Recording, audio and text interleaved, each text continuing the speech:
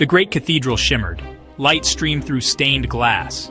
Napoleon Bonaparte stepped forward, not yet emperor, but destiny in his eyes. Soon he would seize the crown. All of France watched as a new age dawned. Cannons roared Austerlitz, his son of glory. Vast armies clashed, he commanded, he conquered. The Grande Armée adored him, the imperial eagle soared. Europe trembled before his might, but glory casts a long shadow. Moscow burned, the Russian winter struck, and his army retreated, starving, freezing, broken. The emperor's dream unraveled. Waterloo, his final battle, hope against despair. The old guard charged, but defeat was bitter and final. Exile on Elba, then Saint Helena, his lonely final rock. This is his epic, tragic story. Corsica, a Mediterranean island of wild beauty and untamed spirit. This was Napoleon's birthplace, a land that would forever shape his character. Young Napoleone Bonaparte, a name that echoed with ambition, was restless and yearned for something beyond the confines of his island home. He possessed a burning desire to leave his mark on the world. He felt he was destined for more than just a simple life on Corsica. A grander stage awaited him. He dreamed of glory, of power, of changing the course of history. He left for France, a foreign land, to attend a cold, unforgiving military academy. It was a world far removed from the warmth of Corsica. Mocked for his accent, his heritage, and his humble beginnings, he faced constant ridicule from his peers. But he found solace in books, mathematics, history, strategy, devouring knowledge and honing his intellect. These were his weapons. The French Revolution exploded, a cataclysmic event that shattered the old order and created chaos and opportunity everywhere. Napoleon, a young artillery officer, saw his chance amidst the turmoil, a path to rise above his station and prove his worth.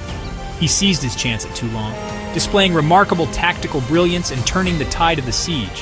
His star rose quickly, propelled by his ambition and skill.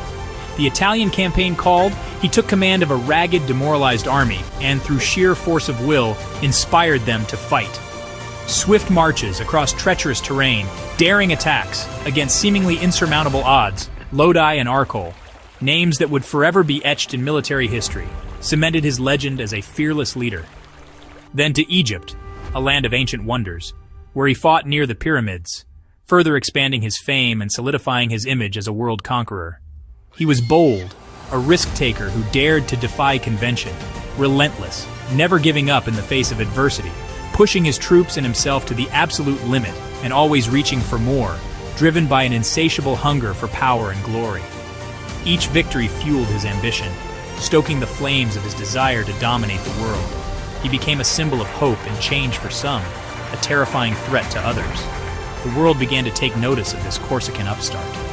His legend was born on foreign fields, forged in the fires of battle. The conqueror was forged, ready to reshape the map of Europe. He returned from Egypt a hero, a figure of immense popularity, to a France desperate for order and stability after years of turmoil. His military successes in the East had captured the imagination of the French people.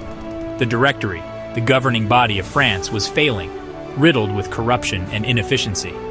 Napoleon, ever the opportunist, recognized the power vacuum and seized his moment, the coup of Brumaire. He became first consul, effectively the dictator of France, promising to bring order from chaos and ushering in a new era of centralized power.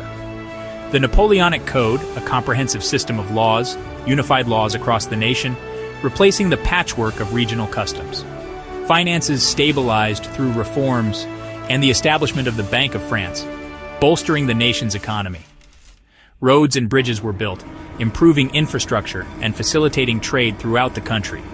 He made peace with the church through the Concordat, ending years of religious conflict, and France began to heal its internal divisions. But ambition, that ever-present force, drove him further, beyond the constraints of the consulate. Plots against his life, both real and perceived, convinced him that power must be consolidated in order to ensure stability and his own survival. The idea of empire, with its promise of permanence and absolute authority, took root in his mind. The Senate, carefully manipulated, offered him the crown, and he, with calculated humility, accepted. Notre Dame Cathedral, December 1804. Pope Pius VII was present to lend religious legitimacy to the event, but Napoleon, in a bold and symbolic gesture, crowned himself, demonstrating his ultimate authority. He then crowned Josephine empress, solidifying her position and adding to the grandeur of the occasion. A self-made emperor, born of the ideals of revolution, yet embracing the trappings of monarchy, driven by insatiable ambition. His journey, from obscure Corsican officer to Emperor of France, was now complete. The music soared, grand and imperial, filling the cathedral with a sense of power and destiny. France had a new ruler, one who would soon dominate Europe and change the world forever. The age of Napoleon had truly begun. Emperor Napoleon's name echoed across Europe. The Grand Army, fiercely loyal, conquered with breathtaking speed. Austerlitz was his masterpiece. He crushed Austria and Russia. Jena-Auerstedt shattered Prussia. French eagles flew over Berlin, Vienna, Warsaw. He redrew Europe's map, placing family on thrones. The continental system aimed to starve Britain, but bred hardship and resentment. Nationalist feelings stirred in occupied lands. Yet his grip remained firm. This was his zenith. French laws and administration spread. Some saw him as a modernizer. But constant war drained France's resources and men. His ambition was a consuming fire. The seeds of downfall were sown. 1812. Tsar Alexander defied him, breaking the continental system. Napoleon assembled the Grande Armée, over 500,000 strong. He marched on Moscow, underestimating Russia's vastness and winter. The Russians retreated, burning everything. At Borodino, a bloody clash, Napoleon claimed victory, but at terrible cost. Moscow burned, a hollow triumph. The retreat began. Winter-struck blizzards, howled men starved and froze. Cossacks harried the fleeing army. The crossing of the Berezina was a nightmare. The Grande Armée disintegrated. Only a remnant survived. Napoleon's myth of invincibility was shattered. Europe watched, emboldened. Alliances formed. The empire cracked. His brilliant star began to dim. Defeat loomed, casting a long shadow over Napoleon's ambitions. The tide was turning against him. Europe, weary of war and imperial expansion, united to topple the emperor. Alliances were forged, and old rivalries were set aside for a common cause. At Leipzig, in a massive clash of nations, he was crushed. His Grande Armée shattered. Paris, once the heart of his empire, fell to the coalition forces. Forced to abdicate his throne, Napoleon was exiled to the small island of Elba, a seemingly powerless end to a glorious career. Elba was a gilded cage, offering comfort but denying freedom. He was emperor of nothing but a tiny island. But the allure of power was too strong to resist. He escaped, defying his captors and returning to France in triumph, greeted by cheering crowds. The 100 Days began. One last desperate stand to reclaim his empire and restore his former glory. France rallied to his banner once more.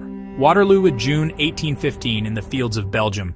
He faced his final gamble, a battle that would determine the fate of Europe. Rain delayed his attack, turning the battlefield into a muddy quagmire. Wellington, the steadfast British commander, and Blücher, with his Prussian forces, united against him, a formidable alliance. The Imperial Guard, Napoleon's elite troops, charged with unwavering courage, but it was not enough to break the Allied lines. Defeat was absolute, crushing and irreversible. The dream of empire died on that bloody field, leaving behind a legacy of ambition and loss. Exiled once more, this time to Saint Helena, a remote rock in the vast Atlantic, thousands of miles from Europe. There, under the watchful eyes of his British captors, he spent his last years dictating memoirs, attempting to shape his legacy, and reflecting on the tumultuous events of his life.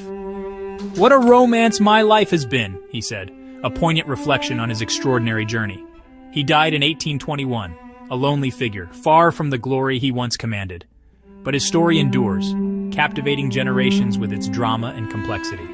His name is forever etched in history, a symbol of ambition, genius, and ultimately, tragedy. Genius in military strategy, glory on the battlefield, and profound loss in the end. This was Napoleon Bonaparte, a man of immense talent and ambition. The echoes of his legend remain resonating through the centuries, a testament to the enduring power of his story.